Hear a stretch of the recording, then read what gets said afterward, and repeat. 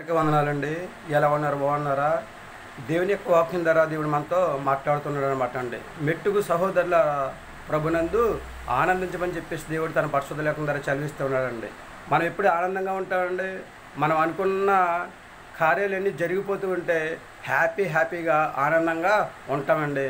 మనం అనుకున్న కార్యాలు జరగకపోతే మనం నిరుత్సాహంగా ఉంటాం అనమాట అండి. యోసేపు గారి విషయంలో చూడండి, అన్నల ద్వారా శ్రమలు వచ్చాయి, స్త్రీ ద్వారా శ్రమలు వచ్చిందండి. చెయ్యని నేరానికి ఆయన్ని శరసాలలో వేయించినట్లుగా మనము చూస్తూ ఉన్నాం అనమాట అండి. ఆయన జీవితంలో ఎన్ని శ్రమలు వచ్చినప్పుడు కూడా విశ్వాసాన్ని కానీ భక్తిని కానీ నమ్మకాన్ని కోల్పోకుండా చక్కగా ఓర్పు కలిగి జీవించాడు కనుక, విశ్వాసంతో ప్రార్థన చేసుకున్నాడు కనుక ఎన్ని శ్రమలైతే పడ్డాడో అన్ని శ్రమల నుండి యోసేపు గారిని దేవుడు తప్పించి దేవుని యందు ఆనందించేలాగా చేసినట్లుగా మనము చూస్తూ ఉన్నాం అనమాట అండి. ఆయనకి ఆనందకరమైన జీవితాన్ని దేవుడు దయచేసినట్లుగా మనము చూస్తూ ఉన్నాం అనమాట అండి. మనము కూడా నుండి ఎన్ని శ్రమలు వచ్చినా, ఎన్ని శోధనలు వచ్చినా, ఎన్ని ఇబ్బందులు వచ్చినా, ఎన్ని ఇరుకులు వచ్చినా కానీ చక్కగా ఓర్పు కలిగి పడుదల కలిగి విశ్వాసంతో మనం ప్రార్థన చేసుకుంటే దేవుడు మనకు కూడా ఆనందకరమైన జీవితాన్ని దేవుడు దయచేస్తూ ఉంటాడండి. ఏంటి నా జీవితంలో ఆనందకరమైన జీవితం రావట్లేదంటే, నా జీవితంలో ఆనందం అనేది లేదంటే, నా జీవితంలో సంతోషం అనేది లేదంటే అని చెప్పేసి మనము అనుకోకూడదు అనమాట అండి. ఏమో దేవుడు ఎప్పుడైతే మనకు ఆనందకరమైన జీవితం దయచేయాలని ఆశ ఆలోచన కలిగి ఉన్నాడో అంతవరకు మనం చెద్దపాటు కలిగి ఉన్నట్లయితే యోసేపు గారి జీవితంలో ఎలాగైతే ఆనందాన్ని దేవుడు దయచేస్తాడో అలాగే మన జీవితంలో కూడా దేవుడు ఆనందకరమైన జీవితాన్ని దయచేస్తూ ఉంటాడు అనమాట అండి. మరేమైనా ఆలోచన చేసుకుంటున్నారండి? దేవుని మాట వింటారా? ఆయన మాట ప్రకారం నడుచుకుంటారా? దేవుని యందు ఆనందించే యోగ్యతను సంపాదించుకునే స్థితిని కలిగి ఉండి ఆయన రాజ్య వారసులుగా జీవించే యోగ్యతను సంపాదించుకునే స్థితిని కలిగి ఉంటారా? ఏమంటారు? చక్కగా ఒకసారి ఆలోచన చేసుకోండి. దేవుడు మనందరినీ కూడా దీవించాలని, ఆశీర్వదించాలని ఆశ ఆలోచన కలిగి ఉన్నాడు అనమాట అండి. మనందరినీ కూడా ఒక ఉన్నతమైన స్థితిలో ఉంచాలని చెప్పేసి దేవుడు ఆశ ఆలోచన కలిగి ఉన్నాడు అనమాట అండి.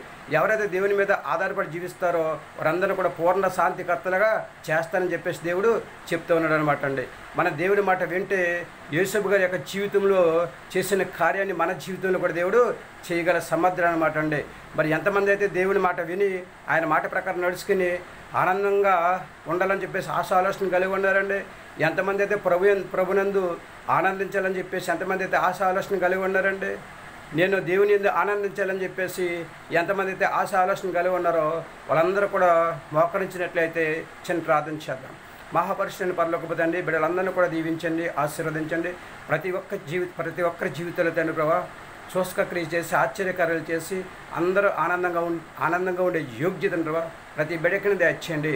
ఎవరికి కావాల్సిన సహాయం వారికి దయచేయండి తండ్రి. ఎవరైతే తండ్రి ప్రభా నీ మాట వెంటలేదు తండ్రి ప్రభా వారందరి జీవితాలను మార్చండి, మారు మనసును దయచేయండి. వాళ్ళందరినీ కూడా తండ్రి ప్రభా వారందరి జీవితంలో తండ్రి ప్రభా ఆనందకరమైన జీవితాన్ని దయచేయండి. అందరినీ కూడా తండ్రి ప్రభా దీవించి ఆశీర్వదించి ఎవరికి కావాల్సిన సహాయం వారికి దయచేయమని ప్రతి బిడ్డను తండ్రి పేరును దీవించి ఆశీర్వదించి అందరికి కూడా క్షేమకరమైన జీవితాన్ని ఇచ్చి అందరూ కూడా ఆనందంగా ఉండే యోగ్యతను దయచేయమని మరొకసారి అందరిని కూడా దీవించి ఆశీర్వదించమని మా ప్రార్థన ఆలకించండి. మా ప్రార్థనకు ప్రతిఫలం దయచేయండి. మా కొరకు తరగని యేసుక్రీస్తు ప్రయాసమైన నమ్మలాడి వేడుకొంచున్నాం తండ్రి.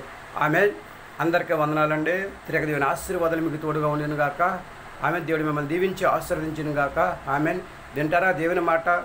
దేవుని యందు ఆనందించే యోగ్యతను కలిగి జీవించాలని ఆశ ఆలోచన కలిగి ఉన్నారా? ఎంతమంది అయితే ప్రభునందు ఆనందించాలని ఆశ ఆలోచన కలిగి ఉన్నారో వాళ్ళందరి జీవితాల్లో ఆనందకరమైన జీవితం దేవుడు అలా మనందరికి దేవుడు దయచేయను గాక. ఆమెన్. అందరికీ వందనాలండి.